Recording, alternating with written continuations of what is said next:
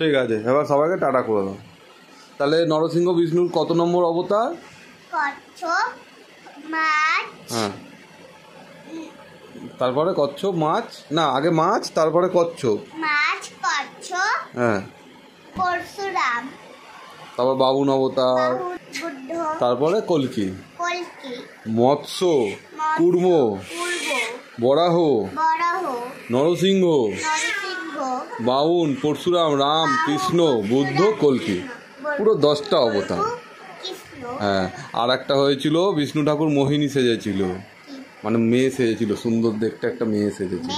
হ্যাঁ, ওই যখন আমাদের অমৃত উঠেছিল সমুদ্র মন্থন করে, ওই অমৃত সব অসুররা খেয়ে নিচ্ছিল।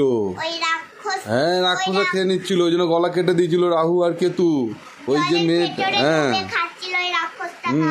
ওই যে মেয়েটা, যেই মেয়েটা এরকম অমৃতটা ঢেলে দিচ্ছিল, ওই মেয়েটাই হলো বিষ্ণুর রোহিণী অবতার। হ্যাঁ, নমস্কার। ইয়ে, হ্যাঁ হ্যাঁ।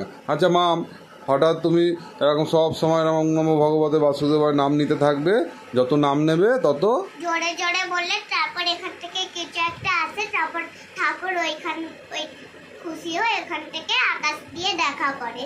হ্যাঁ, তো ঠাকুর দেখা করলে ঠাকুরের কাছে কি চাইবে? আমি বলবো সবাই ভালো থাক, হ্যাঁ আমি তোমার সঙ্গেই থাকি, আর আমি তোমার সন্তাই, আর তোমার স্মরণে থাকতে চাই, স্মরণেই থাকতে চাই, আমি তোমার কাছেই থাকতে চাই। আচ্ছা, আর আমি তোমার আশীর্বাদ চাই। হ্যাঁ, ধরো ঠাকুর তাও বলছে না দিয়া আমি খুব খুশি হয়েছি, তোমায় আমি স্মরণে থাকো, কিন্তু তোমাকে কি বর দেবো বলো, তখন তুমি কি চাইবে? বিদ্যা দাও, জ্ঞান দাও, বুদ্ধি দাও, বিবেক দাও।